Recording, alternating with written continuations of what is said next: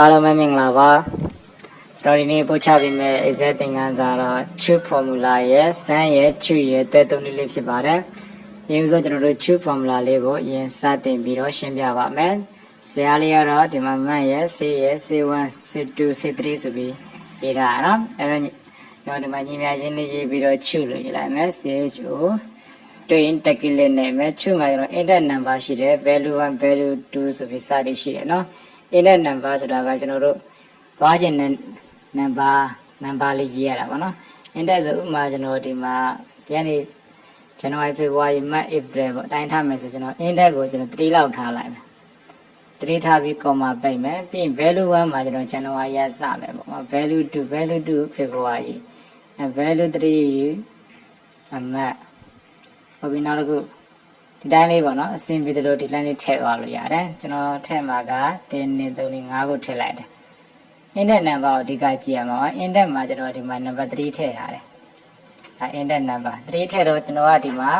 value တွေကကျတော့ကျွန်တော် February March April May ထည့်လိုက်တယ် index က3ထည့်တော့ဒီထက်ကဘာကိုရေးထုတ်သွားမလဲဆိုကျွန်တော် month လကိုရေးထုတ်သွားမှာပေါ့နော်ဟုတ်ပြီကျွန်တော်အားခောက်ကြည့်လိုက်ဟုတ်ပြီနော်ဒါ month လဒီတိုင်းလေးပါဒါ tube formula တဲ့သုံးနည်းလေးပါ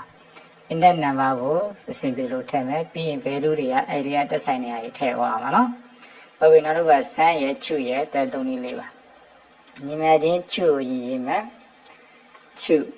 ပြီး index number ဆိုရင်ကျွန်တော်ဒီမှာ1 2 3ဆိုရင်ကျွန်တော်3ကိုထည့်လိုက်မယ်နော်ဟုတ်ပြီအရင်ဆုံး3ကိုထည့်လိုက်မယ်ဟုတ်ပြီ value 1ဆိုရင်ကျွန်တော်ဒီ map တွေကိုဖယ်လိုက်တော့မယ်ဒီ C1 နေစမှာနော် C1 နေဒီလိုအကုန်ဆွဲမယ်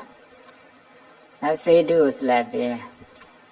ပြီးရင် value 3မှာ bold တင်နဲ့ C3 တွေကိုဆွဲလိုက်မယ်ဒီတိုင်းလေးပေါ့ပြီးရင်ဒီနေရာမှာကျွန်တော်တို့ green လေးနှစ်ကွင်းပိတ်လိုက်မယ်ဘာဖြစ်လဲကျွန်တော်ရှေ့မှာကျွန်တော် sun လေးထည့်အောင်ပါညီမချင်း sun ပေါ့တက်ကီလေးနေလိုက်မယ်နော်ဒီတိုင်းလေးပေါ့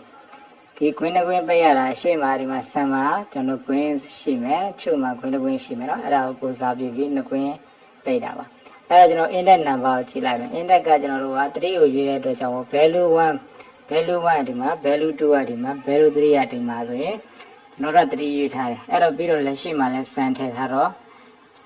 ဘာဖြစ်မလဲဆိုရင်ဒီ C3 ရဟာဒီအားလုံးကိုပေါင်းပေးမယ်ဆိုတဲ့အတိုင်းပါနော်ပေါင်းပေးမယ်တဘောပါပြီးရင်အနာခောက်ကြည့်လိုက်မယ်6900ရှိတယ်ပေါ့ဥပမာဒီရလက်တွေကိုပေါင်းလိုက်တာ6900အဲ့တော့ကျွန်တော်ဒီဘက်မှာညီမချင်းဆန်လေးနဲ့တိုက်ကြည့်လိုက်မယ်နော်ဆန်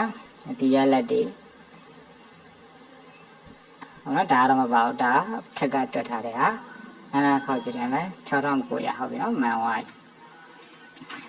အဲ့တော့ထားတာတရားတွေကိုကျွန်တော်ပြန်နံပါတ်2ကိုပြန်ပေါင်းကြည့်မယ် C2 ပေါ့နော်ဆန်ဒီမှာ C2 တွေကိုကျွန်တော်ပေါင်းလိုက်မယ်ကွင်းပိတ်မယ်အနာခောက်မယ်4500ရှိတယ်သူ့ကာလာလေးချဲထားလိုက်ကာလာလေးချဲထားလိုက်မယ်ဟုတ်ပြီအဲ့တော့ကျွန်တော်ဒီ